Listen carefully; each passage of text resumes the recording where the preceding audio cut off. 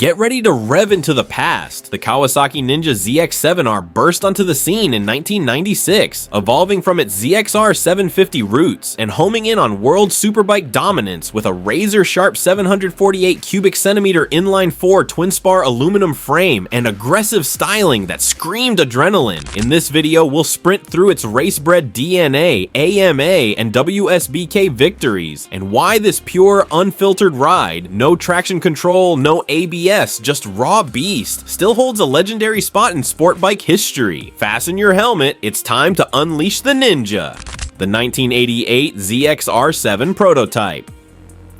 Most people don't know about the 1988 ZX-R7, including those who are familiar with the ZX-7R's history. It's easy to not notice this model as there is little to no information online about it, which explains why that is. But it did exist, and it's an extremely important model because it started Kawasaki's 15-year model run of the ZX-7R. Kawasaki's ZX-R7 debuted in 1988 at a time when the Premier Endurance Series was run to liberal TTF1 regulations. These regulations permitted race engineers almost unlimited freedom as long as they retained the basic engine castings of the homologated road bike. This allowed Kawasaki to basically build a completely new bike in the ZX-R7 just because the engine was the same as Kawasaki's GPX 750R, as they were able to use the GPX to satisfy the homologation rules, even though it was basically a completely different motorcycle outside of the engine. I couldn't find any reliable spec numbers out there for the ZX-R7, but it had an aluminum perimeter style frame and was heavily based off the GPX 750 powertrain. It competed in the endurance races and had some success during its tenure. The 1989 ZX-7H1 generation.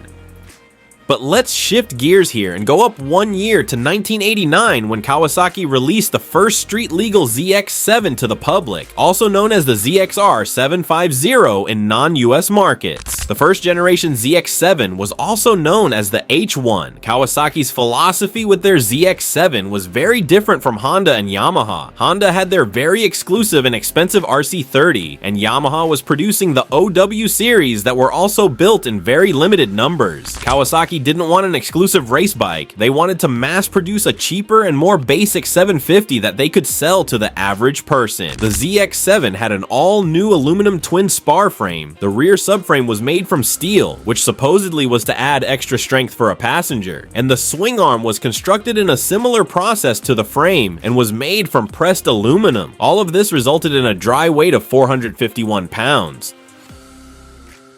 The 1990 ZX-7RH2 generation. In 1990, the ZX-7RH2 version was released. Although the looks of this bike were very similar, the engine and frame underwent a lot of changes. The engine was extensively revised and featured a lot of parts previously only available in the race kit, including a new cylinder head, larger valves, and smaller and lighter pistons were added as well. Factory engine tuners extended both the power band and top-end horsepower, though it remained an engine that had to be revved hard as most of the power was hidden at the top. Despite the improvements, top-end horsepower was only increased to 107. Kawasaki was able to improve their ergonomics a little bit. However, the suspension was still very punishing on any bumps. Dry weight was decreased to 440 pounds.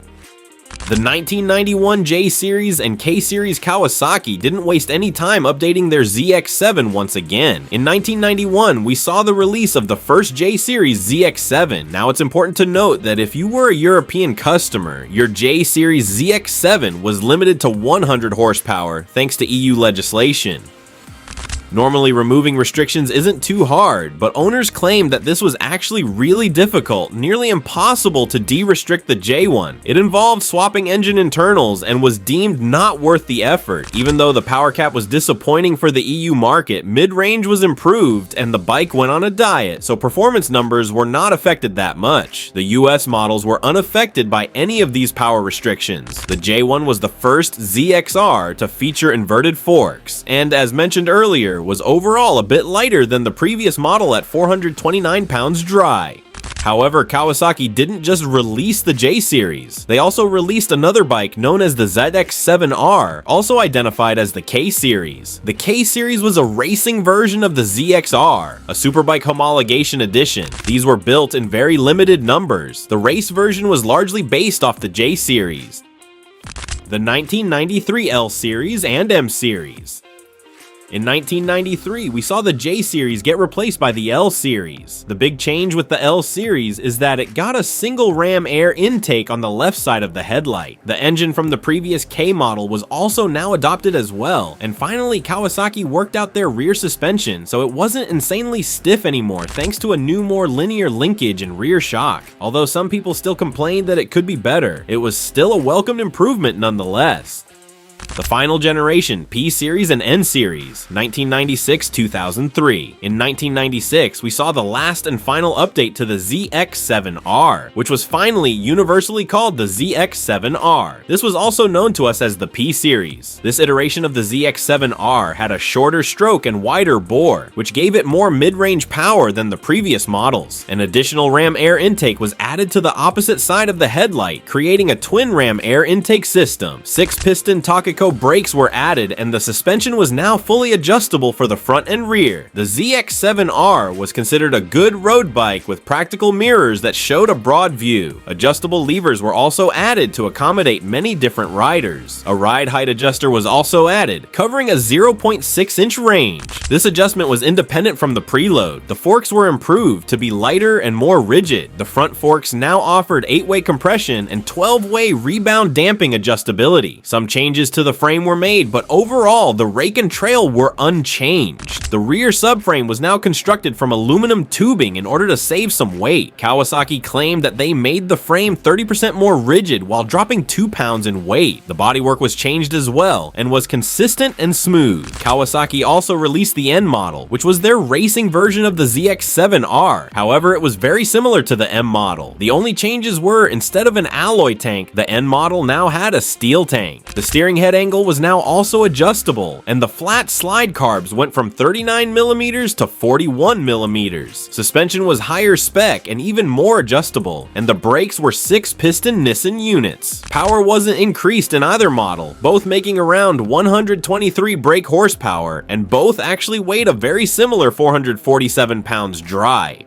The N model was only produced for 1 year, but the P model continued on until 2003 before it was completely discontinued and has stayed discontinued even to today. So what happened to the ZX7R? Why did Kawasaki update it once and then leave it alone for 7 years with no update before finally killing it off? Interestingly enough, it wasn't really due to poor sales, as Kawasaki was still selling their ZX7R even though it wasn't being updated. There's no definitive explanation from Kawasaki as to why they discontinued their ZX7R, but I do have some speculations. 2004 was a big year for Kawasaki. It was the debut year for their ZX10R. I believe that discontinuing their ZX7R the year before was to help funnel potential buyers to their new debut ZX10R. Kawasaki dedicated a lot of resources to developing that bike, and it was important that it was a success. Also, in 2002 and 2003, Kawasaki released their 636 ZX6R model, which was even faster than their ZX7R anyway. I believe it's as simple as the ZX7R model had run its course. They were not racing the bike any longer, and as mentioned earlier, it was 7 years old with no updates. Kawasaki decided to focus their attention on the ZX6R and their ZX10R models instead. That's the end of this video, but if you enjoyed this video and are hungry for more motorcycle related content, please make sure you subscribe so you never miss an upload. Thanks again for watching.